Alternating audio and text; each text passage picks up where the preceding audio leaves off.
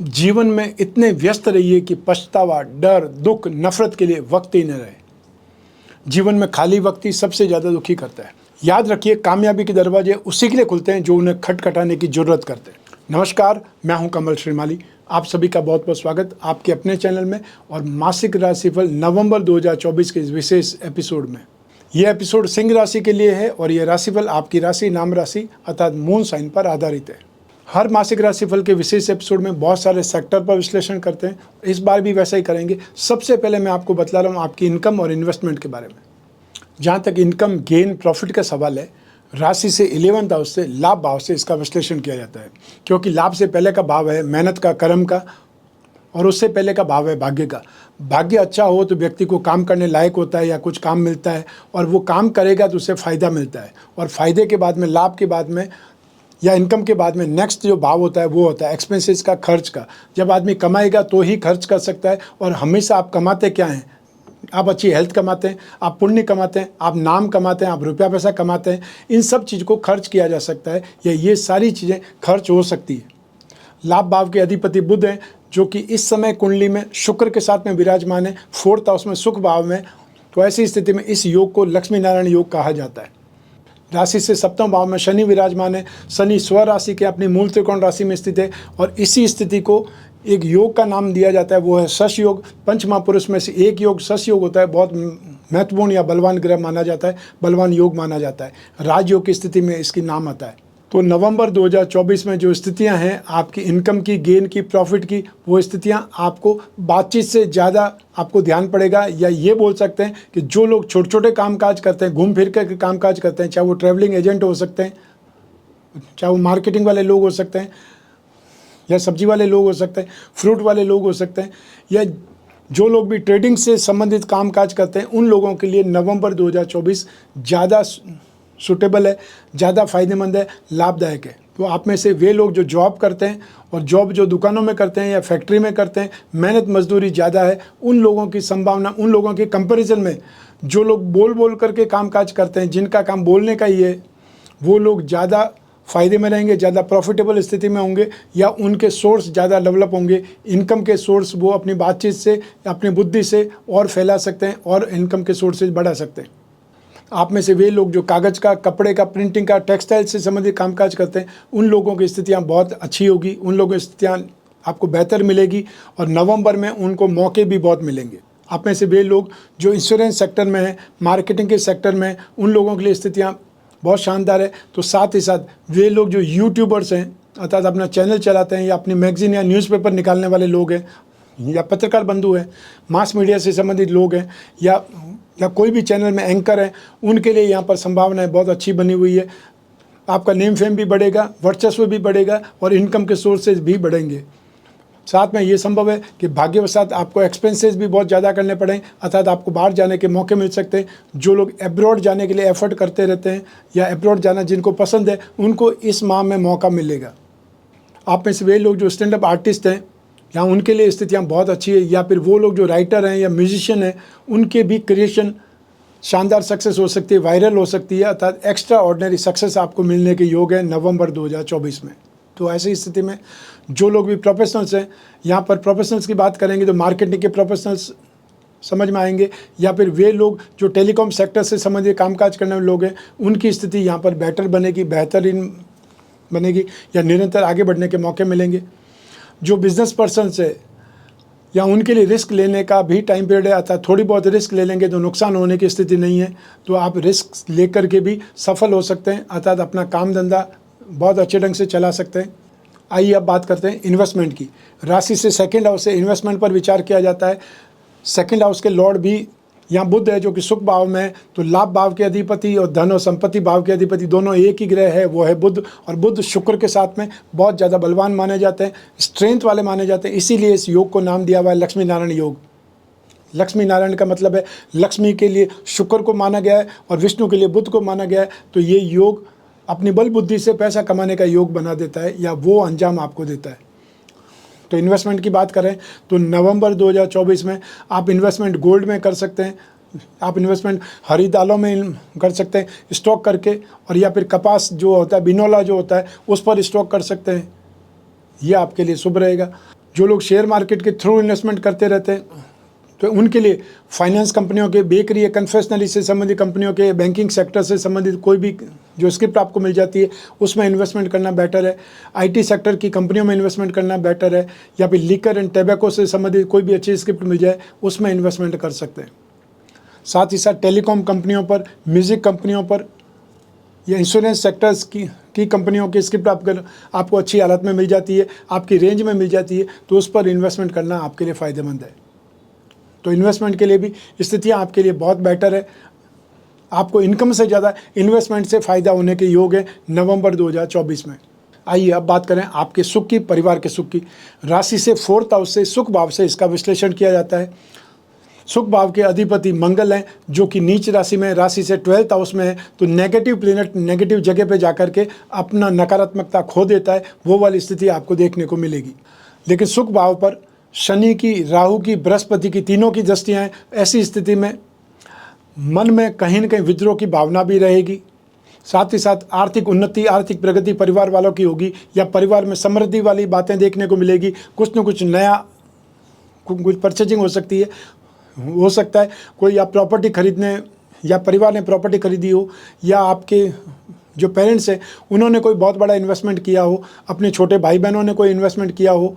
ये स्थिति आ सकती है, ये स्थिति देखने को मिल सकती है कि आपके अपने परिवार में धन समृद्धि की स्थिति बहुत बेटर हो रही है, अर्थात आर्थिक उन्नति की स्थिति आपको देखने को मिलेगी। लेकिन आप अपने आप को शायद संतुष्ट नहीं मान पाएंगे, मन में विद्रोह की भावना रहेगी, मन में पश्चाताप भी रहेगा, मन में क्रोध और आवेश भी आ सकता है कि जो आपको सपोर्ट मिलना चाहिए था वो आपको सपोर्ट नहीं मिल करके दूसरे भाई बहनों को सपोर्ट मिला है। तो ऐसी स्थिति में परेशानियां हो सकती है, और 6 नवंबर के बाद में स्थिति ज़्यादा नेगेटिव आपको दिखाई दे सकती है जब शुक्र अगली राशि में चले जाएंगे। तो 15 नवंबर को जब सूर्य भी अपनी नीच राशि छोड़ करके राशि से 4th हाउस में आएंगे, तो बुध के साथ में युति बन जाएगी, तो बुध और सूर्य भी एक राजयोग बनाते हैं, बुधादित्य योग। तो ऐसी स्थिति में आर्ग्यूमेंट ज़्यादा हो सकते हैं, लेकिन आर्ग्यूमेंट करने से ही, बहस करने से ही, बातचीत करने से ही समस्याओं का समाधान भी निकलता है। अगर आप मुंह फुला करके बैठ जाएंगे, मुझे बात नहीं करनी है, तो एक समय तक तो लोग आपको फिर अप्रोच करेंगे, उसके बाद में आपको अप्रोच करना ही छोड़ देंगे, तो फिर आप किसी से बात करने लायक भी नहीं रहेंगे, क्योंकि आप चला करके बात करना नहीं चाहेंगे, तो उसमें नुकसान ही हो सकता है। तो ऐसी स्थिति में जब भी परिवार वाले किसी न किसी बात को लेकर के, इम्पोर्टेंट चीज़ को लेकर के बहस कर रहे हैं, बातचीत कर रहे हैं, तो आपको चाहे एंड में बोलना चाहिए, लेकिन फिर भी अपनी बात रखनी जरूर चाहिए, क्योंकि अगर आप अपनी बात नहीं रखेंगे, अपना मन नहीं खोलेंगे, तो किसी को नहीं पता चलेगा आपको किस बात से नाराज़गी है या कौन सी बात आपको चुभी है। अपने पेरेंट्स के साथ में, यहाँ स्पेशली अपनी माताजी के साथ में आपकी ट्यूनिंग बिगड़ सकती है, उनसे नाराज़गी यहाँ पर बढ़ती दिखाई दे सकती है, अर्थात आप अपनी माँ से ज़्यादा नाराज़ दिखाई देंगे नवंबर 2024 में। आइए अब बात करें आपकी शिक्षा के सुख की, संतान के सुख की। राशि से 5th हाउस से, पंचम भाव से इसका विश्लेषण किया जाता है। पंचम भाव के अधिपति बृहस्पति है, जो कि त्रिकोण के स्वामी होकर के केंद्र में विराजमान है, और यहाँ पर जो आने वाली जो समय है 6 नवंबर है, वहाँ से शुक्र बृहस्पति की राशि में आ जाएंगे, और बृहस्पति शुक्र की राशि में होंगे, एक्सचेंज लॉर्ड बन जाएंगे। तो ऐसी स्थिति में यहाँ आपको बहुत कुछ सीखने का मौका मिलेगा, या आपके अंदर एक कंफर्टेबल रेंज आ जाएगी। आप में से जो लोग कोई संघर्ष के साथ में स्टडीज़ कर रहे थे, या कहीं पर भी एडजस्टमेंट आप ढूंढ रहे थे, वो एडजस्टमेंट आपको मिल सकता है, या सुख सुविधाएं मिल सकती है, अच्छे ढंग से रहने की जगह मिल सकती है, या कोई न कोई आपका फ्रेंड सर्कल में से आपको सपोर्ट करने लायक स्थिति में आ सकता है, तो वहाँ से भी सपोर्ट आपको मिल सकता है। तो सब मिला करके आप में से वे स्टूडेंट्स जो फाइनेंस की स्टडीज़ कर रहे हैं, कॉमर्स सब्जेक्ट लेकर के स्टडीज़ कर रहे हैं, या इकोनॉमिक्स लेकर के कोई न कोई स्पेशलाइजेशन कोर्स कर रहे हैं, और या फिर वे लोग जो लिटरेचर के स्टूडेंट हैं, स्पिरिचुअल साइंस के स्टूडेंट हैं, ज्योतिष या वास्तु से संबंधित कोई ट्रेनिंग ले रहे हैं, या कोई कोर्स कर रहे हैं, उनके लिए भी नवंबर 2024 बहुत सुविधाजनक है। यहाँ पर आपको आगे बढ़ने के मौके मिलेंगे, नए नए लोगों से बातचीत करने का मौका मिलेगा, सेमिनार में जाने का मौका मिल सकता है, या स्थिति आपके साथ में जो लोग भी स्टूडेंट्स हैं उसमें कोई महत्वपूर्ण व्यक्ति अच्छे पद पर पहुँच सकता है, या फिर जो आपके प्रीवियस फ्रेंड थे उनसे आपको सपोर्ट मिल सकता है। तो यहाँ पर स्थितियाँ आपके लिए बेटर होने वाली है, यहाँ पर स्थितियाँ आपके लिए कंफर्टेबल जोन की तरफ जो अग्रसर होने वाली है। शुक्र की बात करें, सेकंड ऑप्शन आपके लिए शुक्र का है। तो वे लोग जो एनिमेशन की पढ़ाई कर रहे हैं, डिज़ाइनिंग से संबंधित कोई स्टडीज़ कर रहे हैं, या फिर मास मीडिया से संबंधित स्टडीज़ कर रहे हैं, फैशन से संबंधित, जो डिज़ाइनिंग से संबंधित कोई न कोई कोर्स कर रहे हैं, कोई न कोई चीज़ की ट्रेनिंग ले रहे हैं, या अपने आप को अपग्रेड करने के लिए एफर्ट कर रहे हैं, उन लोगों के लिए भी स्थितियाँ बहुत बेटर है 6 नवंबर 2024 के बाद में। और 6 नवंबर 2024 के बाद में जो स्थितियाँ बहुत कंफर्टेबल हो जाएगी, तो एग्जामिनेशन अगर कोई होते हैं, कोई भी एग्ज़ाम अगर 6 नवंबर के बाद में होते हैं, तो स्थितियाँ आपकी ज़्यादा बेटर रहेगी, ज़्यादा कंफर्टेबल स्थिति में आप रहेंगे। ये बोल सकते हैं कि आपकी नॉलेज, आपकी ग्रास्पिंग, आपका कॉन्फिडेंस, ये सब आपको डेवलप के रूप में मिलेगा या डेवलप होते हुए आप देख पाएंगे। तो नवंबर 2024 में आपके एजुकेशन में, शिक्षा में जो सीखने की प्रवृत्ति है वो ज़्यादा बेटर दिखाई देगी और आप आगे बढ़ने की ओर अग्रसर होंगे। जो मेहनत की हुई है वो वेस्ट नहीं जाएगी और जो एग्ज़ाम देना चाहते हैं उनके एग्ज़ाम बहुत अच्छे होंगे। आइए अब बात करें संतान सुख की। राशि से पंचम भाव से संतान सुख के बारे में भी विचार किया जाता है और यही ग्रहों की स्थितियाँ रहेगी, यही ग्रहों की दृष्टियाँ रहेगी। तो ऐसी स्थिति में संतान भाव का अधिपति बृहस्पति है, जो एक त्रिकोण का अधिपति होकर के केंद्र में बैठे हुए हैं। इस स्थिति को राजयोग कहा जाता है। संतान से सुख भरपूर मिलेगा। संतान जो साथ में नहीं रहती है, वो संतान आपको इस समय फेस्टिवल टाइम में अपने घर में दिखाई देगी, या बहुत लंबे समय के बाद में आप उनको एक साथ में परिवार में सम्मिलित होता हुआ देखेंगे। ये स्थिति बेटर रहेगी।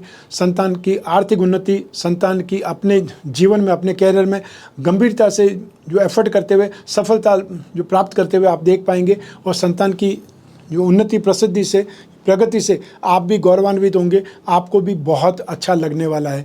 ये समय नवंबर 2024 संतान सुख के मामले में बहुत बेटर है। और जो पेरेंट्स अपनी संतान को विवाह योग्य देख रहे हैं, वो उनके लिए कहीं न कहीं बात चला करके भी बहुत अच्छी रिश्तेदारी के अंदर एंटर कर सकते हैं। अर्थात ये समय उनके शादी के लिए भी अच्छा माहौल बना सकता है, लेकिन आने वाला समय वो उससे भी ज़्यादा बेटर होने वाला है। अगर आप बहुत अच्छा रिश्ता चाहते हैं तो 14 मई 2025 के बाद में जो भी सगाई संबंध फाइनल करेंगे वो इससे ज़्यादा बेटर होगा, जब बृहस्पति लाभ भाव में पहुंच जाएंगे और साथ ही साथ पंचम भाव को देखेंगे, पंचम भाव पर दृष्टिपात करेंगे, तो वो स्थिति बहुत ज़्यादा बेटर होगी। तो ऐसी स्थिति में आपको थोड़ा सा रुक करके एफर्ट करना भी ज़्यादा बेटर रहेगा। जब समय अच्छा आने वाला है तो आपको इंतज़ार करना चाहिए और वो इंतज़ार खलेगा नहीं। जो संतान की आशा कर रहे हैं, संतान की कामना कर रहे हैं, उनके लिए भी ये समय अच्छा है। जो दंपति इलाज कराना चाहते हैं, जो दंपति कोई न कोई मेडिकल ट्रीटमेंट से संतान चाहते हैं, उनके लिए भी ये समय अच्छा है। लेकिन फिर वही डेट में बोलूँगा कि आने वाले समय में 14 मई 2025 से जब बृहस्पति राशि से 11th हाउस में होंगे, संतान भाव पर पूर्ण दृष्टि होगी, पराक्रम भाव पर पूर्ण दृष्टि होगी, सप्तम भाव पर पूर्ण दृष्टि होगी। ऐसी स्थिति में बृहस्पति का जो सबसे ज़्यादा कमाल वाली स्थिति है वो देखने को मिलेगी, क्योंकि बृहस्पति हमारे जीवन को सबसे ज़्यादा नियंत्रित करता है। बृहस्पति ग्रह सुख के लिए, संतान सुख के लिए, मेंटल स्ट्रेंथ के लिए, फाइनेंस के लिए, धर्म के लिए, संस्कार के लिए जाना जाता है। वो सारी चीज़ें आपको आने वाले 14 मई 2025 से मिलेगी। आइए अब बात करें आपके स्वास्थ्य की, आपके शत्रुओं की, विरोधियों की। राशि से 6th हाउस से, रोग भाव से इसका विश्लेषण किया जाता है। रोग भाव के अधिपति शनि है, जो रोग भाव के स्वामी होकर के सप्तम भाव में विराजमान है, और सप्तम भाव में भी विशेष योग का निर्माण होता है, जो पंचमहापुरुष में से एक है, सस योग। शनि को सबसे ज़्यादा बलवान स्थिति यहाँ देखने को मिलती है जब शनि स्वग्रही हो, शनि जब केंद्र में हो, और यहाँ पर स्थितियाँ बहुत बेटर है। 15 नवंबर के बाद में शनि जब मार्गी हो जाएंगे तो आपको बहुत ज़्यादा राहत मिलेगी, और 15 नवंबर को सूर्य भी अगली राशि में आ जाएंगे, नीच राशि से उनका पीछा छूट जाएगा, वो भी आपको राहत मिलेगी।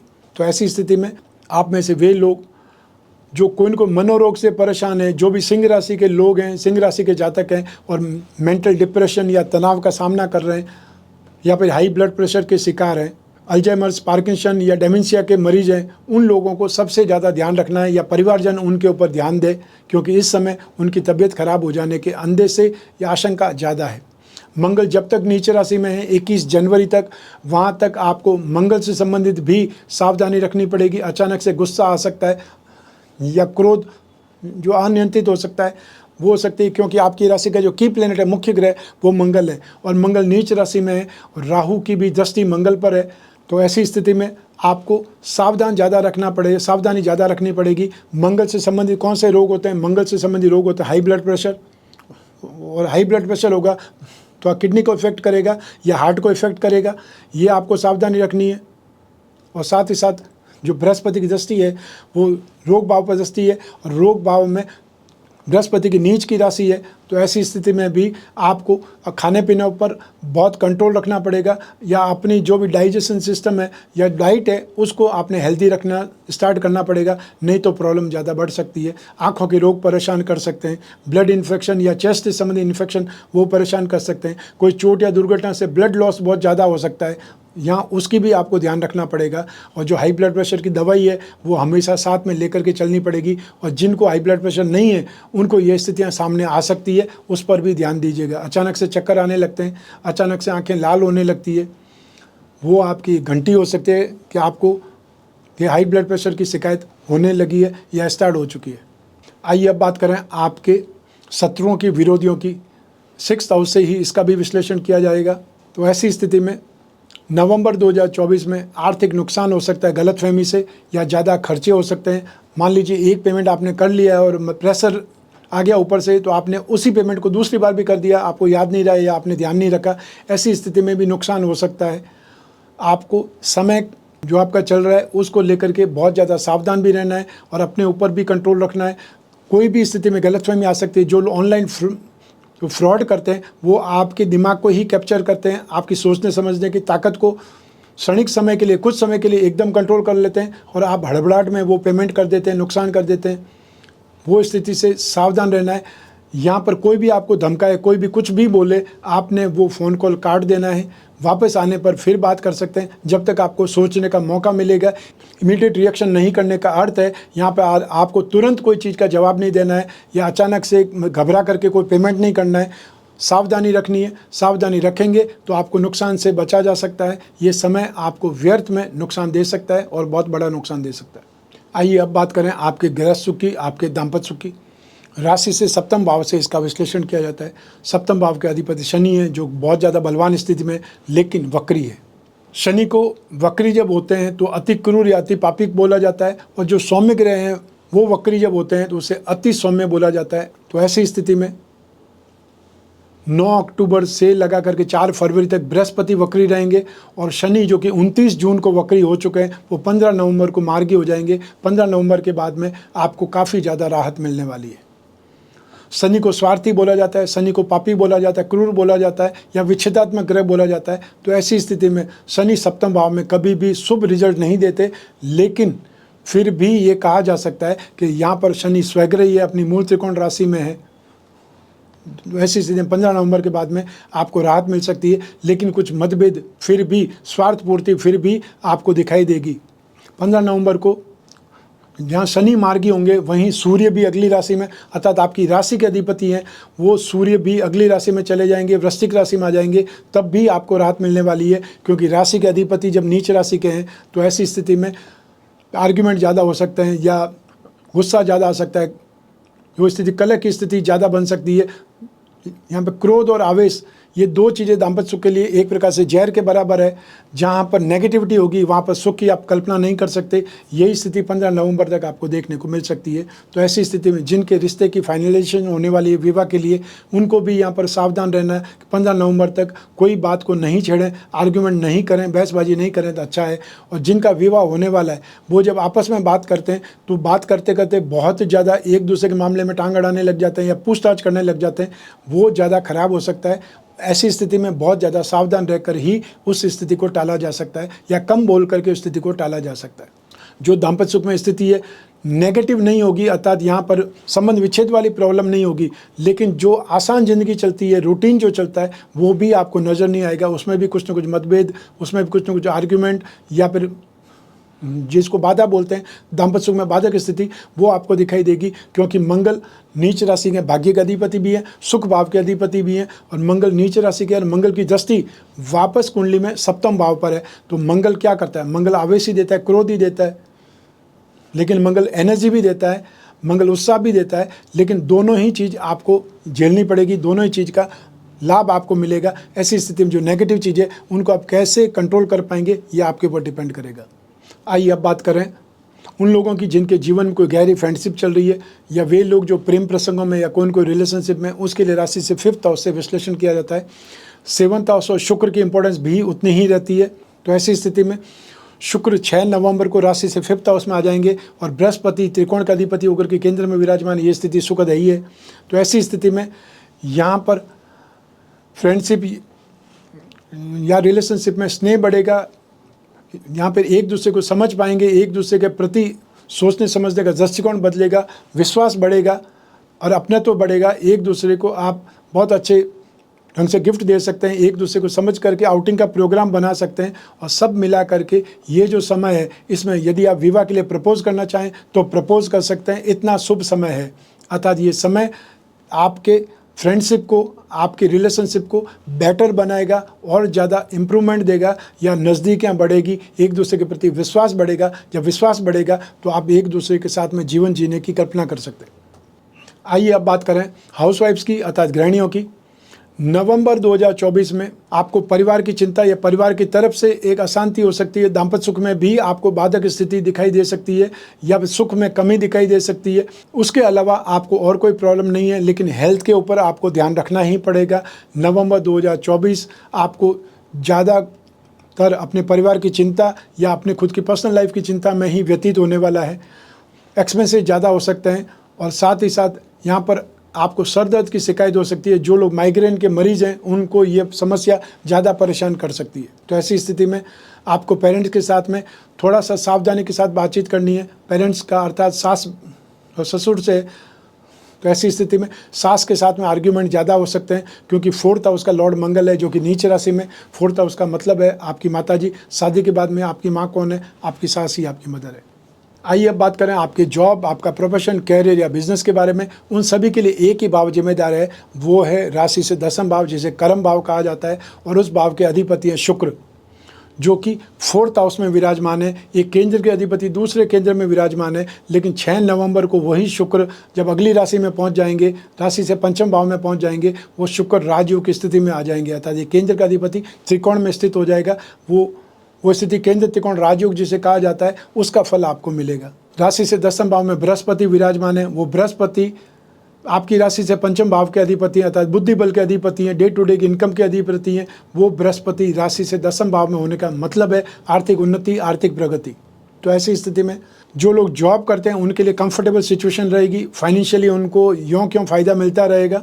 जो लोग प्रोफेशनल्स हैं, यहाँ पर फाइनेंशियल प्रोफेशनल्स की बात कर सकते हैं। जो लोग बैंकिंग सेक्टर में, जो लोग फाइनेंशियल एनालाइजेशन वाले मोड में हैं, या वे लोग जो करेंसी का कामकाज करते हैं, या फिर वे लोग जो चार्टर्ड अकाउंटेंट हैं, उनकी बात कर सकते हैं। यहाँ पर उनके हिसाब से स्थितियाँ ठीक है, उनके लिए बहुत अच्छे मौके मिलेंगे। या फिर ये बोल सकते हैं उनका जो भी एफर्ट होगा वो एफर्ट उनको नेम फेम भी देगा, उनका कामकाज भी बढ़ाएगा। जो लोग मार्केटिंग का कामकाज करते हैं, इंश्योरेंस का कामकाज करते हैं, उनके लिए भी नवंबर 2024 बहुत कमाल का है। लाभ भाव के अधिपति भी बुध हैं, और तो साथ ही साथ शुक्र और बुध दोनों एक साथ में इस चीज़ को या इस युति को लक्ष्मी नारायण योग कहा जाता है। वो स्थितियाँ आपके लिए बहुत अच्छी है। 15 नवंबर 2024 को जब सूर्य राशि परिवर्तन करके 4th हाउस में आ जाएंगे तो सूर्य की दृष्टि भी 10वें भाव पर होगी। तो ऐसी स्थिति में जो अनाज का कामकाज करते हैं, जेम्स का कामकाज करते हैं, उनके लिए भी स्थितियां बेटर बनेगी। तो साथ ही साथ जो लाइजनिंग का कामकाज करते हैं या फिर वे लोग जो अनाज का कामकाज करते हैं, उनके लिए स्थितियाँ बेटर बनेगी।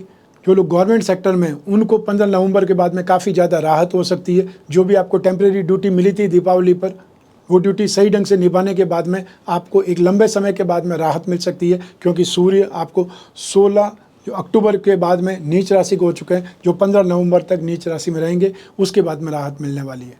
तो ऐसी स्थिति में जो लोग जॉब में, उनके लिए भी कंफर्टेबल है। तो जो लोग प्रोफेशनल्स हैं, उनके लिए भी कंफर्टेबल है। और जो लोग बिजनेस में हैं, उनको fashion and cosmetic, readymade garment या इवेंट एंड एंटरटेनमेंट का कामकाज करते हैं, जो लोग टीवी लाइन या फिल्म लाइन में हैं, उनके लिए अच्छा है। साथ ही साथ वे लोग जो बैंकिंग सेक्टर में, फाइनेंस के सेक्टर में कामकाज करते हैं, उनके लिए भी स्थितियां बहुत अच्छी है। तो साथ ही साथ जो लोगों की दुकानदारी है, शोरूम है या फैक्ट्री है, उनके लिए भी स्थितियां बहुत अच्छी है। कागज़ का, कपड़े का, प्रिंटिंग का कामकाज करने वाले लोगों के लिए ये समय नवंबर 2024 कमाने का है। स्टैंड अप आर्टिस्ट हैं, उनके लिए भी स्थितियां बहुत बेटर है। तो सब मिला करके स्थितियां बहुत ज़्यादा बेटर है। नवंबर 2024 में आपके कामकाज के लिए मैक्सिमम प्लेनेट का सपोर्ट आपको मिल रहा है। तो ऐसी स्थिति में सोच समझ करके काम करेंगे तो आपको आगे बढ़ने के लिए बहुत सारे अवसर मिल सकते हैं। और जो बकाया पैसा है उसके लिए भी आपको दिमाग लगाना है। लोग ज़्यादातर अपने कामकाज पे फोकस करते हैं, लेकिन जो कामकाज आप कर चुके हैं, यदि उसका पैसा ही वापस नहीं आया तो रोटेशन नहीं बन पाएगा। और आप अगर पैसा नहीं मांगेंगे तो सामने वाला आपके घर आकर के पैसा दे जाए, ये होता नहीं है। आइए अब बात करें मासिक राशिफल नवंबर 2024 के उपायों के बारे में। नवंबर 2024 में आपको मंगल का शांति करनी चाहिए, मंगल के उपाय करने चाहिए, क्योंकि मंगल आपकी राशि कुंडली में भाग्य भाव के अधिपति हैं, सुख भाव के भी अधिपति हैं। भाग्य का मतलब है आपको जो भी एफर्ट करने हैं उसमें भाग्य का सपोर्ट होगा तो आप कामकाज कर पाएंगे। सुख का मतलब है जो भी मेहनत करते हैं उसके बाद परिवार वालों के साथ में ही रहना है, तो आप सुख की तलाश में हर व्यक्ति घर की ओर ही जाता है। मंगल के उपाय में आपको नित्य प्रतिदिन हनुमान चालीसा बजरंग बाण का पाठ करना चाहिए और हर मंगलवार को लाल फलों का, लाल वस्तुओं का दान देना चाहिए। चाहे वो मसूर की दाल दे सकते हैं, अनार दे सकते हैं, सेब दे सकते हैं या आलू बुखारा दे सकते हैं। जो भी लाल रंग की चीज़ आपको समझ में आए वो आपको दान करनी है। सेकंड उपाय आपको राहु का करना है। राहु राशि से 8th हाउस में विराजमान है और जो राहु 8th हाउस में विराजमान है वो आपको सिक्स सेंस दे सकता है, इंट्यूशन पावर दे सकता है, लेकिन साथ ही साथ कन्फ्यूजन, इल्यूजन भी देगा। तो ऐसी स्थिति में मनोस्थिति यहाँ पर विचलित हो सकती है।